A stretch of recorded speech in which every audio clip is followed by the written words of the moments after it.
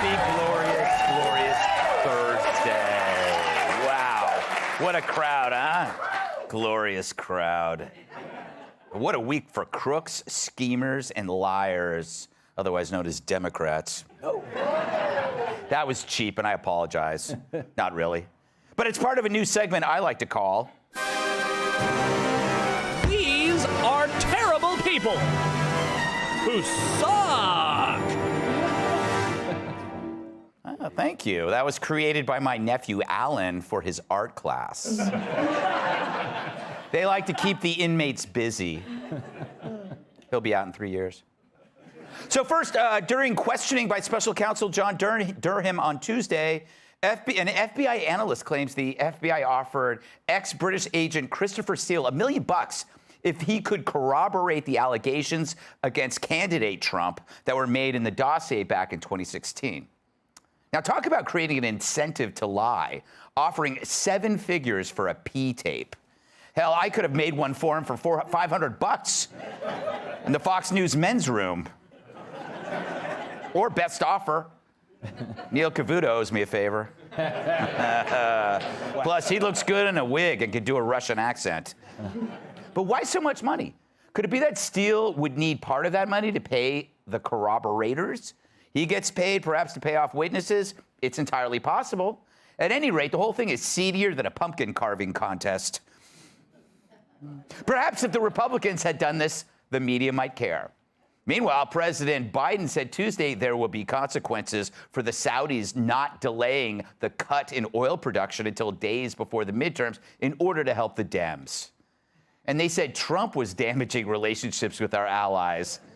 Remember when he told Germany to get off Russian energy? Now he looks like a psychic, while Biden looks like Milton Berle's corpse. But as you know, the Saudis told Joe to stuff it. And now Dems are introducing legislation that would pause all arms sales to the Saudis for a year. Meanwhile, I'd like to introduce my foot to all the Dems' asses. So the Biden White House is punishing an ally because they didn't help him politically. Isn't this what they impeached Trump for with that perfect phone call? Yeah. There's that... I'll take it. There's that golden rule again. Whatever the Dems accuse you of, you can bet they're already doing it. It also shows that Biden really didn't care about Americans paying more for gas. To him, it's about politics. Because at this rate, his party's going to lose more seats than a patio furniture store during a Category 5. But if the Republicans had done this, perhaps the media might care. Then there's that chrome-domed gremlin, DHS honcho Alejandro Mayorkas. He opposes using the term alien because he looks like one. True. Are we sure he's not from outer space? I bet his wife's name is Mindy. Thank you. Yeah. That's right in our audience's wheelhouse. Sitcoms from the 70s. In a bombshell revelation, Mayorkas' own staff told him that reports of border agents whipping migrants were false before he went to the White House. And yet he went ahead anyway and publicly smeared his own agents as racists. Just hours after being told the officers were innocent, he said this. Our entire nation saw horrifying images that do not reflect who we are.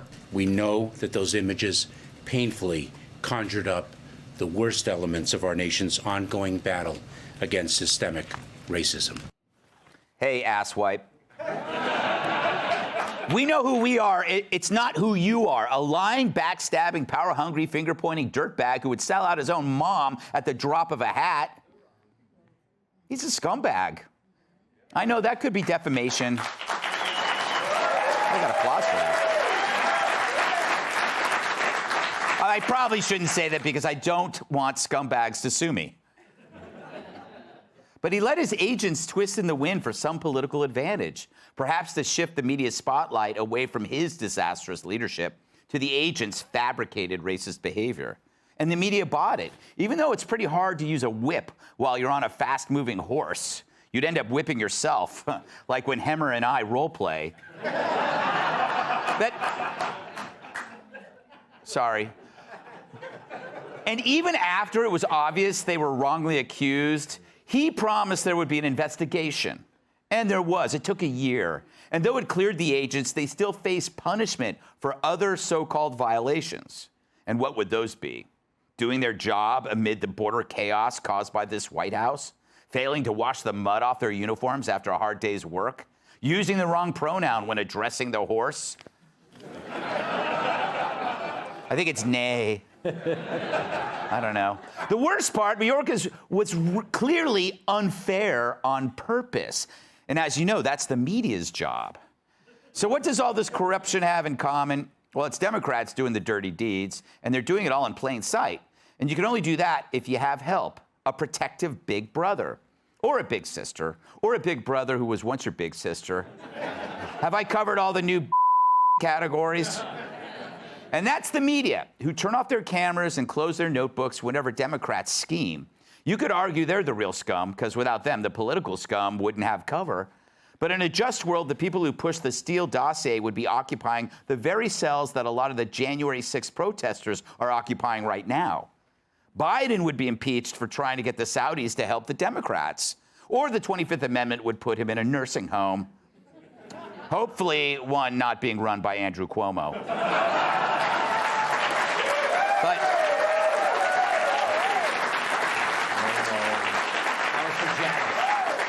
and finally, Mayorkas would be tarred and feathered, which isn't too bad for him since he can still get work as an ostrich. Let's welcome tonight's guests. She's so evil, she just took a job on the Sabbath. Host of Fox News Sunday, Shannon Breed. His comedy career is on fire when customers burn down the club. Host of Fox Across America, Jimmy Fallon.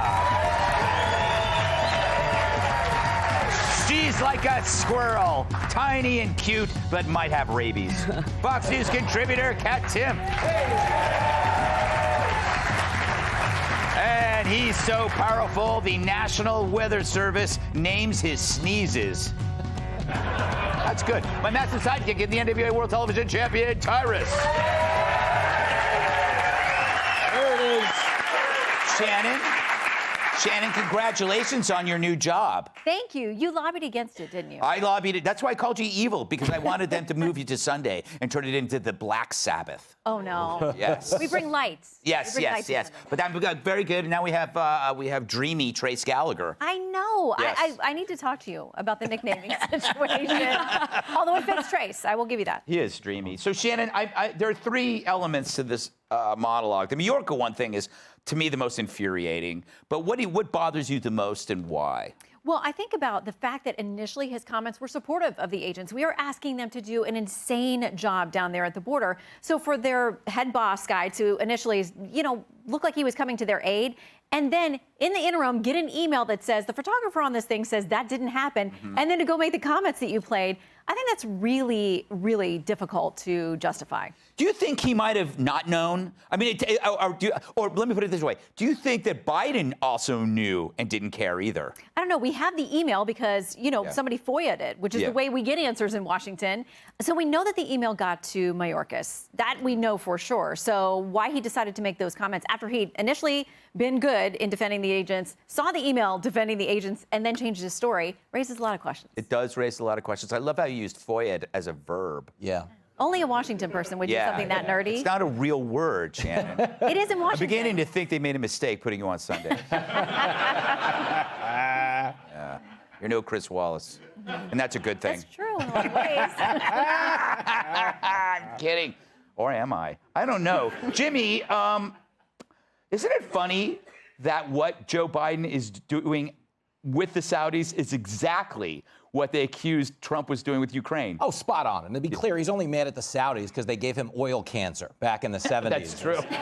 They were the ones that screwed up the windshield wipers and everything like that. It definitely reads like a ridiculous shakedown. And the point you were making earlier about everything being an exercise in projection is really true, okay? You could make an argument that when you're calling the border agents racist, racist, it's racist of you to do that, number one, which is very frustrating.